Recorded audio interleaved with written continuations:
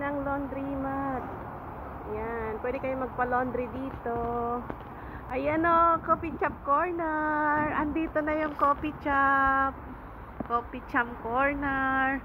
Ayan. Soon to open na siya. Malapit na siyang mag-open. Ayan na.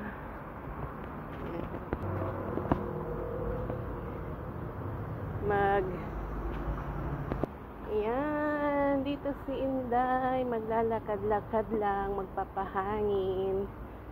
Dahil school kids, ayan. May school kids din sila, ayan. May palaruan ng mga bata.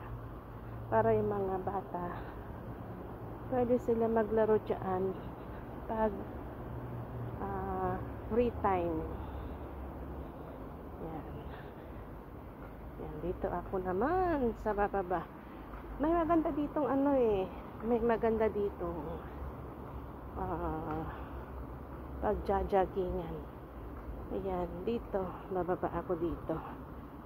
So katatapos lang ni Inday magligpit, kaya jogging lang. Ay, hindi pala jogging, kundi walking lang. Ayan, may mga nagwo-walk na sila dyan, yan, nagpahinga na sila saglit kasi napagod na sila. Ayan,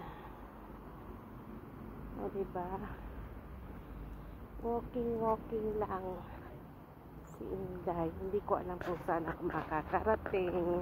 Diba, magandang mag-walking pag walang kamarites. Ayan. At magbo-walk ka talaga. Diba? Kahit 15 minutes lang yun na walk, pwede na yan. Yan. Para Ayan. Gabi na kasi, kaya hindi nakita yung mga Ayan. Dito nakita yung Yan, kalsada.